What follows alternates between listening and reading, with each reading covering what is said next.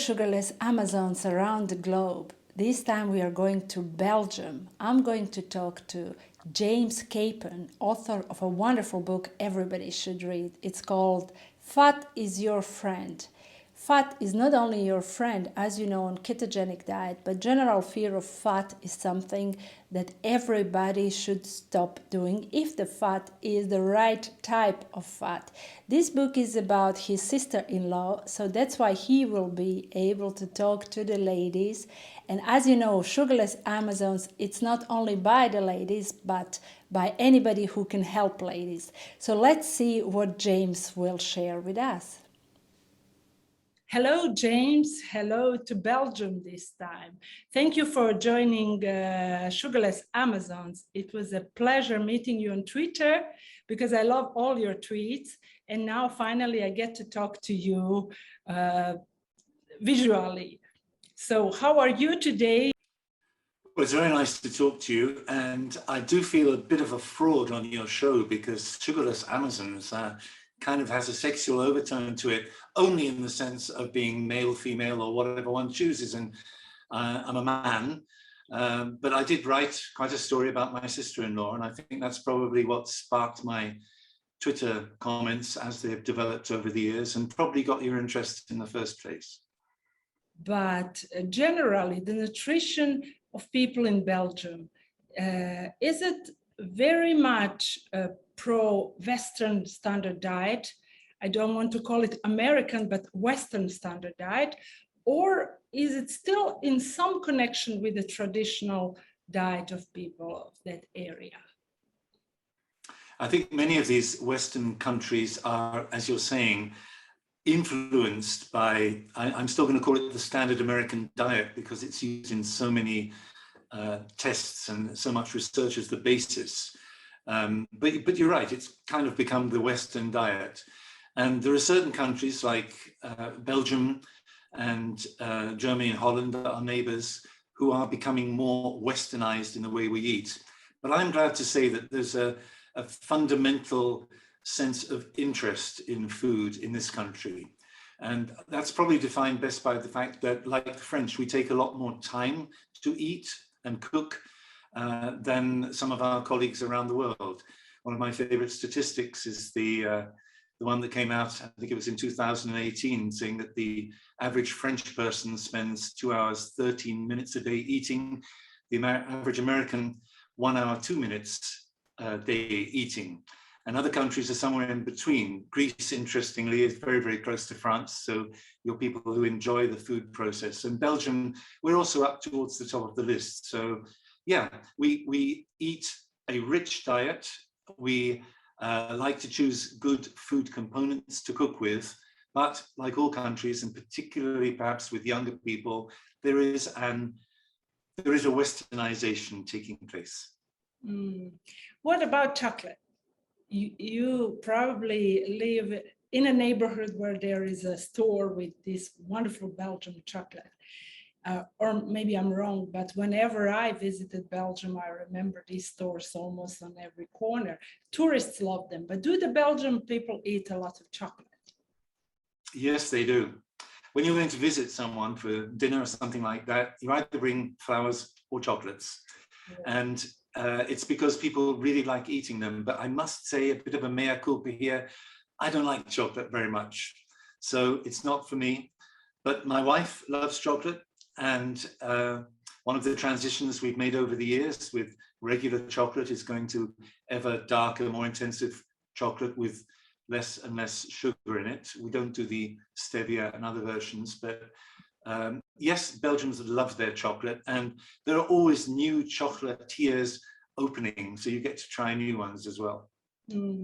I understand totally. I'm a foodie myself, but recently I started reducing sweeteners, monk fruit and stevia in my homemade chocolate, and ended up not only with sugarless chocolate, but salty chocolate, which I found really better tasting than those sweet chocolates. But of course, it takes a lot of practice and exercising to get rid of sugar and the taste of sweet, because it's kind of addictive, not kind of, it's 100% addictive. So we have to be careful there. I'd like to go, you said your wife loves chocolate. I'd like to talk about your sister-in-law, the person who the book is devoted to. Actually, it's following her path, her recovery, her struggle, and then shows how other people can actually overcome diabetes, obesity, even sugar addiction with appropriate total change of perspective when it comes to what to fear. Don't fear fat, don't fear protein, but be careful with the carbs, with the sugar. So could you tell us a little bit more about the book and where the viewers can find this book? Sure. I mean, I wrote the book a few years back now, and it's based on my experience, which started over 9 years ago in the middle of 2012, when my sister-in-law, Katie, she came to me and she was in tears. She'd just been to a local hospital where she'd been sent by her doctor, who'd kind of given up on her. She was obese and she didn't know what to do about it. Like so many, she said, I've tried every diet, they don't work, I can't stick to them. And it looks as if I'm going to have to go for the bariatric surgery. And she showed me this brochure with the different options on the table. And I just sat down with her and I said, have you really tried everything? Nothing works for you. There's no other way, because she's a foodie. And I knew that this would have such an impact on her life. And that's where it began. I didn't immediately say, fat is our friend, of course. I started researching.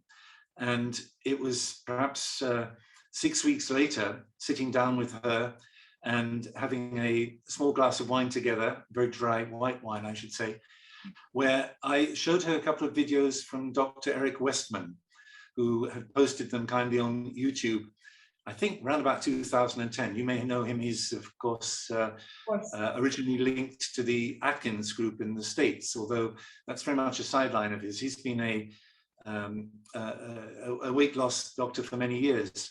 And he showed a group of obese American women what they would have to go through during a 6 to 8 week course if they wanted to lose weight. And his message was effectively that fat is our friend. He's clearly a friend of protein too. And he made the point that we don't need carbohydrates, but we're addicted to them. And whether you like it or not, during these first few weeks, you're just going to have to get rid of all sugar and all carbohydrates to get rid of any addiction you may or may not have. And I don't know, Roberta, I don't know how I did it, because I don't know why she trusted me. I can only think that it's perhaps because I've had a business career where I've always kind of achieved what I really set out hard to do. So maybe I convinced her that I had done enough research to make this really worth trying. And she decided to give it a go. And at the time, we called it, as a kind of a joke, our fat is our friend diet, because she couldn't believe some of the things she was allowed to start eating, particularly butter and cream. But the other aspect of it on reflection is I could have just as easily have called it fat is not the enemy, but it didn't quite have the same ring to it, because I'm not, nor ever have tried to persuade people to eat fat to excess and virtually nothing else. But just that, as we all know, fat has become demonized, particularly in Western nutrition communities during the 80s, 90s, and early 2000s in particular. And she was suffering from that. So she decided to take on the risk to work with me. And to kick that off, both my wife and I said, okay, we don't know how long we'll stick it, but for the first month, we're going to do it with you. Which was of course a great incentive. We didn't have particular health needs. I'm not the skinniest of guys, but there wasn't really a weight problem, and I'm not diabetic. She, by this time, of course, was not just obese, my sister-in-law Katie, but also type 2 diabetic. So she had much to gain from it. And we thought, well, we're encouraging her, and let's see what happens. And how did it go, especially for the two of them, as they are sisters and probably grew up with the same background, same cooking, same tradition. Was it difficult, or usually they are saying it's easier for men to follow low carb approach to dieting. So was there any difference between your wife and your sister-in-law, Katie, who actually is the star of this book?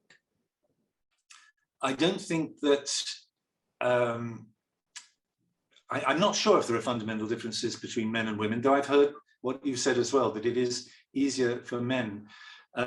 Although it's surely too easy a stereotype to say women have sweeter tooths or something like that. I can say in this particular case that particularly Katie enjoyed her desserts with every meal, and it was probably the most difficult thing for her to cut out. The good news was that she enjoyed eating cheese very much, and we effectively did a straight swap. And she found that actually a little bit easier than my wife when we went into these phases. I found it quite easy because I've always loved cheeses and perhaps not being such a dessert person. So the answer to your question is that I found it, after the first few days, I found it surprisingly easy. My wife and my sister-in-law found it a little bit more tricky. And of course, my sister-in-law was the one who was having to do it for real. And so the pressure was on her. But we got through it. You got through it. So how is she today? Is she still doing low carb? That's a great question. It's a really good question, because I don't start to tackle it in the book, and I nearly did. And I wasn't sure what to do, and I'll tell you why. We started all this in 2012. Now, independently of my sister, I and my wife decided to continue in eating this way, not ketogenic, but probably, as I think your guest, Dr. Wrigley, said, drifting in and out of ketosis, depending on how low carb we are at particular times. My sister-in-law, I beg your pardon, after about 2.5 years, she'd lost over 20 kilos. She was doing well. She had a few struggles in her personal life, and maybe that, and I won't go further than that, but she ended up going back to her doctor, her house doctor, who surprisingly had congratulated her on the weight loss, but showed absolutely no interest that it was low carb based at all. And he started a conversation with her because he thought she was perhaps a little depressed, saying that the food might be depressing her. Now, she'd never said this to me. I don't think it's the case. But cutting a long story short, she got referred to the Belgian medical diabetes community, which is extremely good for type 1 diabetics. I would suggest somewhat problematic for type 2 diabetics, because they preached the fact that she could, in fact, consider upping her carbs if she just started going back onto her type 2 diabetes medicine. It was horrible. And whereas in the early days she'd believed me, now she believed the medical authorities and said, well, they wouldn't be telling me this if it weren't true. And she ended up putting on about half of that weight, about 10 kilos over the next 2 to 3 years. It was very disappointing for me. Just as I was finishing the book was when she was beginning to put on weight again. I felt there almost as if I was a bit of a fraud, but I didn't know where it was going to go. So I waited, and I've not separately commented on it, because with time, she has rediscovered low carb, perhaps together with the influence of us. And she's almost back at her starting point now, not quite as strict as she used to be, but it obviously registered at the back of her brain. And so she's doing much better, but she is still back on diabetes medicine because the doctors in this country generally recommend it. And I find that very sad. Oh, yes, I agree totally with you. Maybe it wouldn't be bad to recommend to see some of the materials available online from doctors who are specializing in remission, in actually getting rid of all of medication for diabetes type 2 and just curing the patients with lifestyle and food changes. This is something that always inspires me. Whenever even my husband, who's a nutritional therapist, who works with clients mainly from Greece, but also works with clients from all around the globe, whenever he gets another doctor, I mean, he is not a doctor, he's a therapist, but when a doctor agrees, the patient to try reducing, and after that even going on without medication because there's no need. Of course, it has to be controlled and monitored, but he gets so overwhelmed and he puts like a big heart in the chart with the patient's data and the progress. So my next question would be the fact you worked as a consultant in the National Diabetes Federation. This is in the UK, right? Almost, but not quite, Roberta. But I would like to mention the controversy about your name, because people will find out that the book is not signed by your name, but another name, which is a pseudonym. And well, this is interesting, but it's actually good because it's showing where this society is leading us and how we can fight it. Because now you told me you will be publishing another version which will have your name, your real name. So tell us a little bit more about how it happened. Let me explain. In my day job, I was and am a consultant working with management teams, helping them get a bit more efficient, work better together. And I take on some marketing assignments, which is my earlier career as well. And I got to work with the International Diabetes Federation here in Brussels. It's a global organization, and their head office is here in Brussels. Mm-hmm. And they're in many ways a great organization. They provide most of the data that is used across the world in both type 1 and type 2 diabetes. So they have a fantastic atlas of diabetes to explain these things. They are largely sponsored by the pharma concerns, the big companies that make insulin particularly and other diabetes medication. But they also arrange the distribution of such products to countries in need. So they're in a good place. That being said, they are funded by the leading pharma organizations, and it's kind of a bit ironic because, of course, their mantra, their declared aim is to say they'd like to see an end to diabetes. They'd really like to put an end to it. And yet if they did that, they'd be putting them themselves all out of work. And it's a bit of a conundrum. And it came to a head for me when I mentioned to the person who was running the organization a few years back, it's all changed now, the people have recycled in and out. But I mentioned that I would be writing this book, Fat is Our Friend, and thought she'd be quite excited about it because I also explained in it, or set out to explain in it, how she could not maybe reverse her diabetes. It wasn't a phrase I was familiar with at the time, but reduce her dependency on diabetes drugs, talking of my sister-in-law.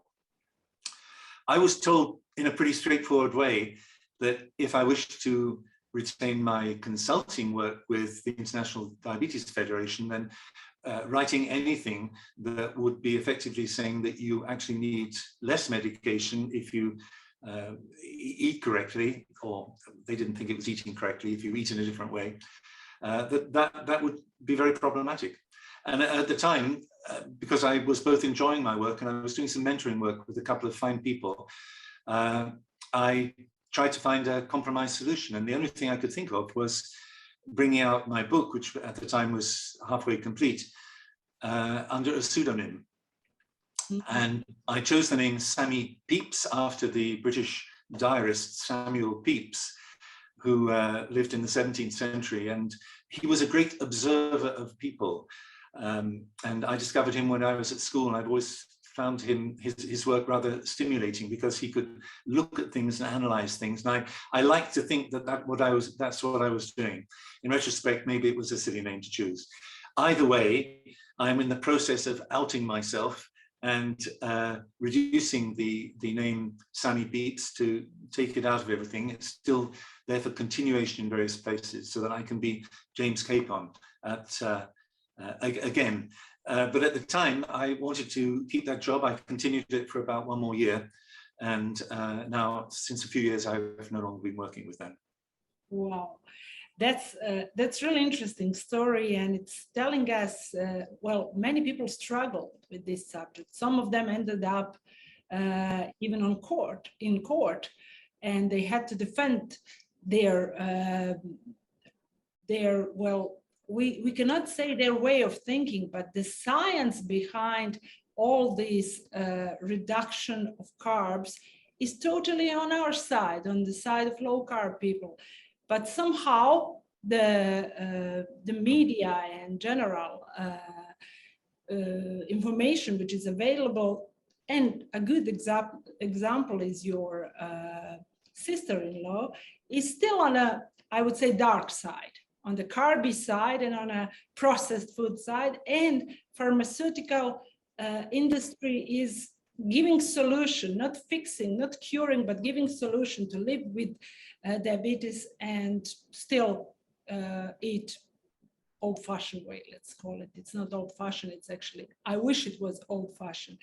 Now, when I touch the subject of old-fashioned, all of my guests, I keep asking them, and I really love this part, about their childhood, about the old days, about growing up. What was a typical diet in the south of England, United Kingdom, where you are from? Do you remember the diet being more healthy than it is today? Young people in the UK actually are very prone to two things, sugar and alcohol. So how was it when you were a child and then a teenager? Well, the south of England isn't famous for particular cuisines. And my own family, growing up in my family, although we ate fresh food all the time, and that was perhaps the biggest difference. When I say fresh food, I'm including frozen food, maybe a few tins in with that, but there were no prepared meals, and restaurants were extremely rare. And the other main place that I was eating, of course, was in a school, because schools in England at the time had canteens, and you always got a school lunch, and it, in many ways, became the main meal of the day. And the friendly team of people who put the food together tended to cook up rather starchy, stodgy food. The main courses were dominated by mashed potato. I think it's probably the food that came almost every day. Even things like pasta and rice were fairly rare then. And the desserts were big, sticky dishes. Jam, roly, and poly was a favorite of mine at the time, though I've not eaten it for years, with lots of custard. So it was very much the starch and sugar which was filling us up. That being said, they did still cook from scratch in the kitchen. So when you had the beef stews and rather simple meals, you were getting good, healthy ingredients used. But I'm afraid I don't have a story of great food growing up, other than it really has allowed me to notice with my own children now and seeing friends, and also with budget cuts in the UK, so that they have very few canteens and kitchens in schools anymore. Everything is brought in now, everything's pre-prepared. And whether it is, if we were using the famous NOVA categories, Carlos Montero separates processed and ultra-processed food, of course. But I would imagine that more than half of what is eaten now in schools is getting towards that ultra-processed category, let alone what is eaten in the homes. And that's the biggest contrast between where I am today and where I was growing up. So although I don't have famous food stories, I used to love our Sunday roasts. That was the one meal I looked forward to, and that's something that people still do today with either roast lamb or roast turkey, but it was always, or roast beef. It was always cooked the same way. But the switch to more processed ingredients and more pre-prepared foods is depressing to see. So this is some sort of Americanization. This is what we on Greek Goes Keto keep saying to our ketonians, as we call them, people who want to try the ketogenic diet, but we promote kind of Mediterranean ketogenic diet, which includes a lot of seafood, a lot of lamb, ruminant animals mainly, because we put an emphasis on omega-3 and try to lower the omega-6 rich food. So of course, seed oils are out, but pork and chicken are quite high in omega-6. So we are trying to make a balance there. When we talk to people from UK, from Western Europe, Germany, even Belgium, because my husband recently worked with a person from Belgium, they always complain about the prices of grass-fed meat, dairy in general.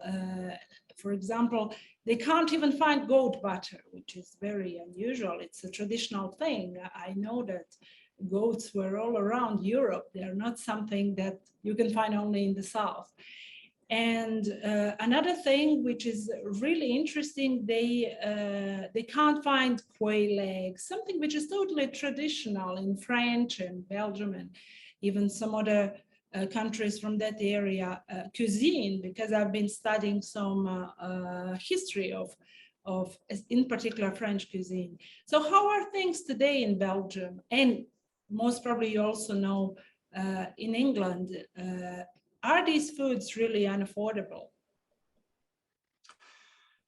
Well, firstly, Belgium, I think, is a little bit closer to France than it is into England. So I'm going to answer more based on Belgium and say that, yes, you can get these better quality, higher provenance foods, but they do cost money. And I think it's where you just decide to spend your money that makes the difference.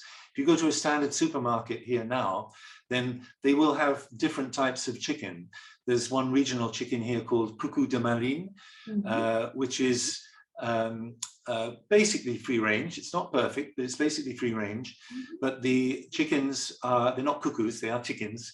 Cuckoo being an English name for a bird, but the chickens grow to 80 to 90 days as opposed to the 40 to 50 days of the basic sort of American-inspired chickens that we get too much of today, the battery chickens. So, and yes, it costs about 20% more.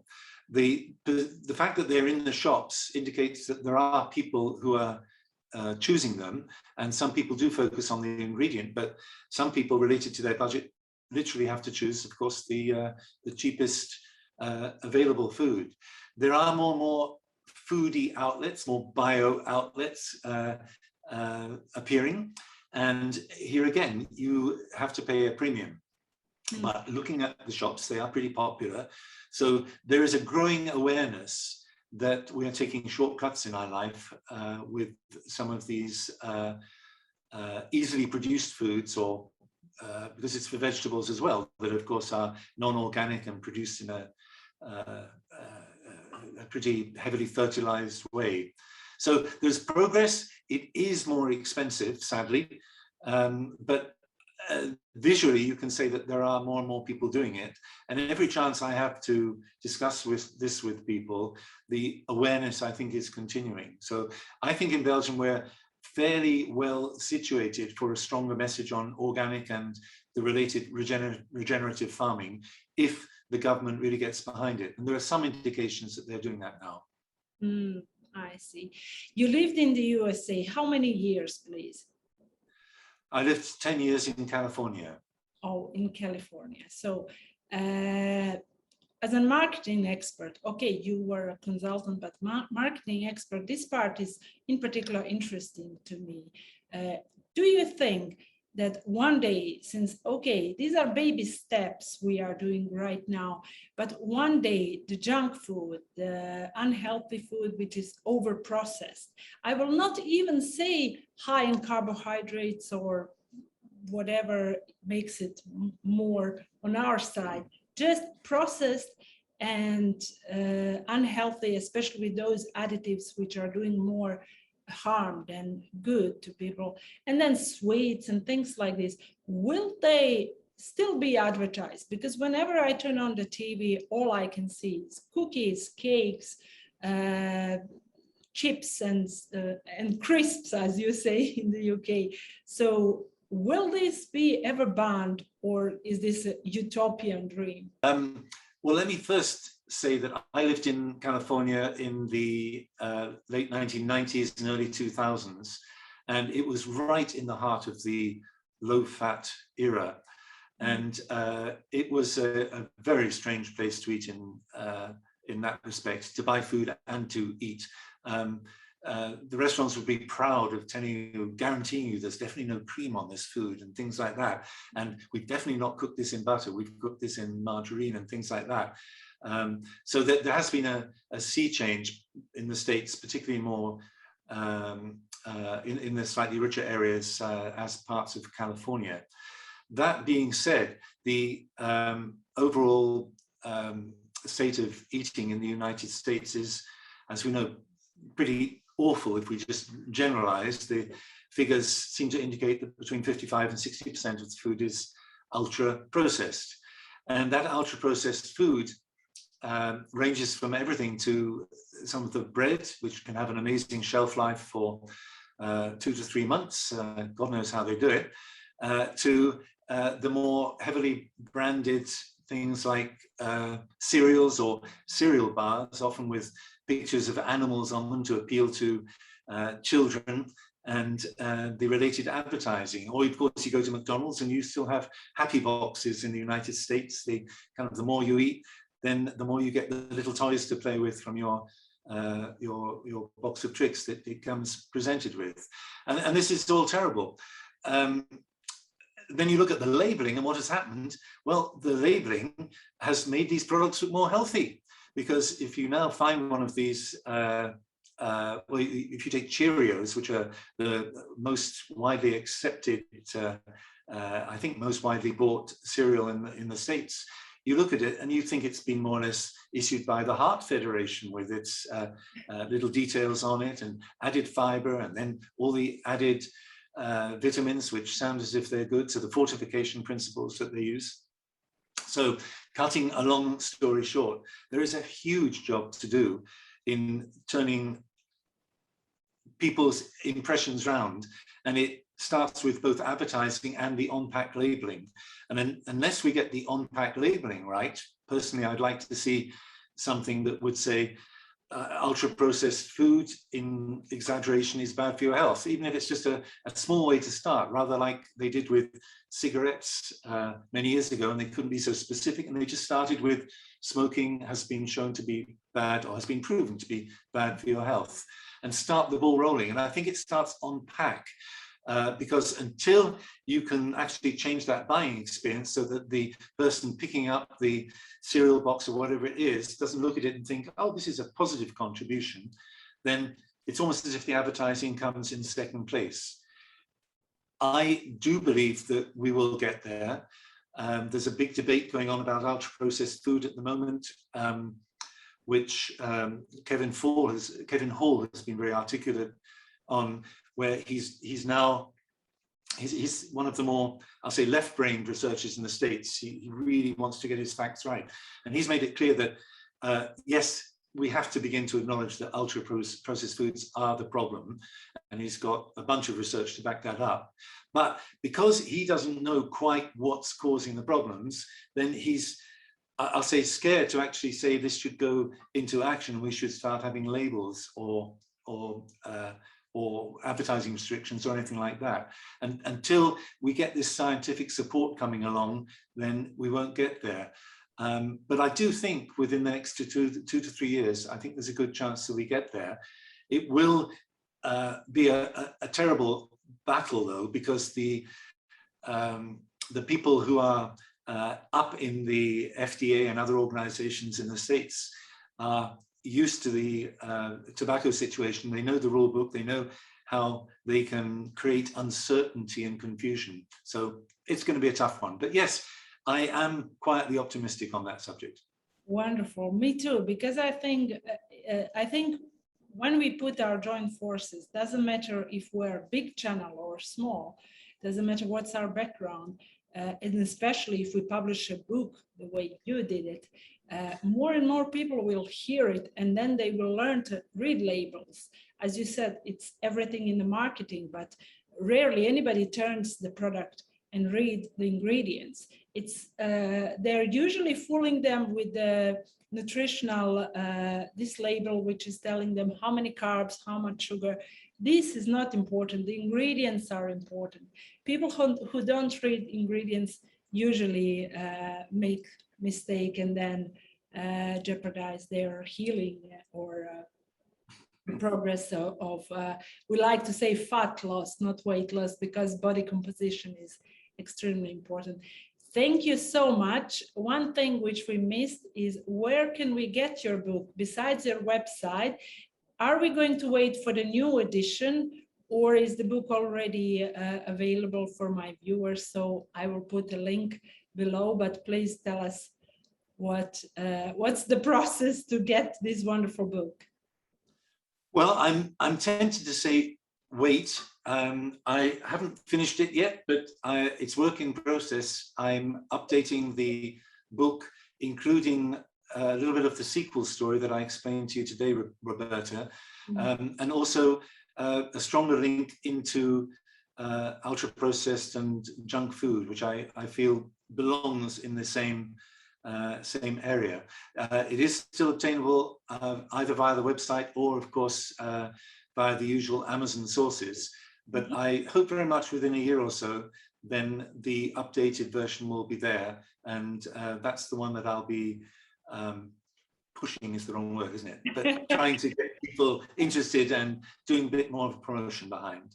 I'm going to do my best to help you there. And I would like to invite everybody to follow Fat is Your Friend. That's the profile on Twitter, where you can follow James, and you can find out some interesting posts, because sometimes, we are living in this crazy world now, but sometimes when you're traveling, I remember one of your posts, you were traveling even in this area where I'm from, ex-Yugoslavia, and you were posting some interesting photos and comments in regards to healthy food and availability, and also wine, which is not that bad if it's dry, as we learned from the beginning. So thank you so much. And I hope I will be able to call you again in a couple of months, or when the book is going to be published under your name, to be my guest again. Thank you, Roberta. And I'm just going to add one thing. I love your Greek Goes Keto website. And just for the record, my favorite recipe is a very simple one. I hope this isn't going to offend you, but you have a fantastic recipe for lamb meatballs mixed with feta cheese. Yes. And they are absolutely delicious. And it's just something I never would have thought of doing myself. So thank you. Oh, I'm really glad to hear that.